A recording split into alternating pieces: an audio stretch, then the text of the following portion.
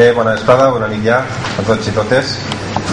Avui presentem la convocatòria ciutadana pel País Valencià, que és ni més ni menys que la proposta estratègica que des d'Esquerra Unida llancem per a construir una alternativa d'esquerres al País Valencià. I ho volem fer des de la mobilització i des de la participació. També volem explicar d'on sorteix això. Això parteix d'un anàlisi. Un anàlisi crític i també autocrític que fem de la realitat del País Valencià i de la nostra pròpia realitat com a organització.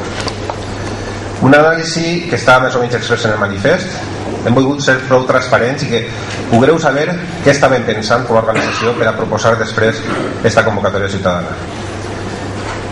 La primera conclusió del nostre anàlisi és que el País Valencià està immers en una doble crisi. Per una banda, estem assistint als moments de degradació democràtica més greus de la nostra història. I això que Gürtel encara no s'ha acabat. Però per altra, Gürtel no pot tapar una realitat molt dura, i és que les polítiques del Partit Popular, les polítiques antisocials, antiecològiques, antinacionals, estan fent que el país cada vegada estigui pitjor, i que en un moment de crisi econòmica internacional la classe treballadora del País Valencià ho estiga patint en major mesura. Davant d'aquesta situació de crisi també trobem que és necessari construir una alternativa d'esquerres que no pot ser, segons el nostre entendre, un partit socialista que cada vegada copia més a la dreta que porta governant-nos durant 15 anys.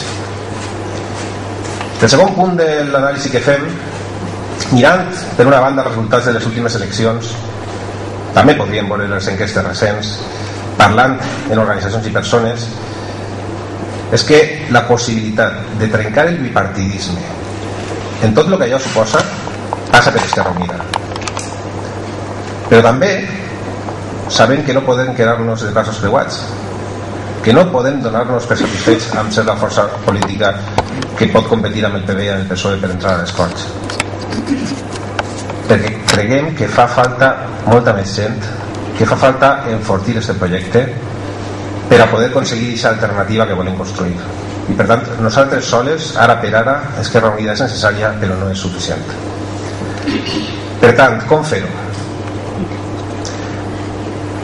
Sabeu que ho he intentat de moltes maneres al llarg dels últims temps, i l'estratègia de les coalicions finalment ha resultat fracassada per molts motius. Probablement un d'ells que no s'havia construït un teixit social alternatiu que es poguera referenciar en aquestes coalicions. I per tant, el que se'ns planteja és un repte molt més difícil però també molt més necessari, que és convergir amb tota la gent d'esquerres que no està als partits, que està a casa, que està desmobilitzada, que està queixant-se de la situació que patim, però que fins ara no ha trobat els motius per a vincular-se activament a la política. Això és el que hem de fer, i per tant la convocatòria ciutadana, la nostra proposta passa en primer lloc per la mobilització. Hem de donar motius a la gent per a que doni el pas. I què podem oferir-li a aquesta gent? Una paraula que per a nosaltres és fonamental i que hem de plenar de contingut: participació. Anem a mobilitzar a la gent i anem a demanar-li a la gent que participi, perquè serà participant des de la base, i des de la base vol dir, al nostre entendre, des de cada poble, des de cada ciutat, des de cada barri, com podrem elaborar una alternativa, una proposta que al 2011, però més enllà del 2011, perquè l'horitzó d'aquesta convocatòria ciutadana no és un horitzó únicament electoral. Estem parlant de paraules molt grans, estem parlant de refundació, estem parlant de reconstrucció d'una alternativa. Sols pot ser amb la participació de moltíssima més gent. Per tant, tenim aquesta fita el 2011 molt important. Tots i totes sabeu quan necessari és tindre un espai institucional que representi les lluites per un país valencià diferent, però continuarem treballant en aquesta dinàmica de mobilització i participació molt més enllà de les properes eleccions municipals i autonòmiques. Per tant, tenim per davant un any com a mínim de moltíssima feina. Tots els esforços dels militants i dels col·lectius d'Esquerra Unida van estar compromesos en aquesta convocatòria ciutadana, que anem a desenvolupar en 3 fases. A la primera fase, que seria la pròpia convocatòria, la crida a la participació, la mobilització,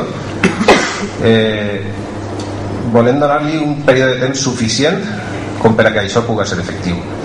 I des d'avui, perquè avui és el dia que inaugurem la convocatòria ciutadana amb aquesta presentació pública, fins a d'ací 4 mesos, totes les persones d'Esquerra Unida i totes aquelles altres persones que ens vulguin acompanyar en aquest procés, anem a recórrer de dalt a baix el País Valencià. Anem a dur la nostra proposta a tots els pobles i ciutats. Anem a anar fent actes com aquest, anem a anar als mitjans de comunicació, anem a utilitzar internet per a connectar amb tota la gent, sobretot la més jove, anem a anar al carrer a parlar amb la gent, anem a obrir les nostres seus i anem a recuperar l'espai públic per a una proposta política alternativa,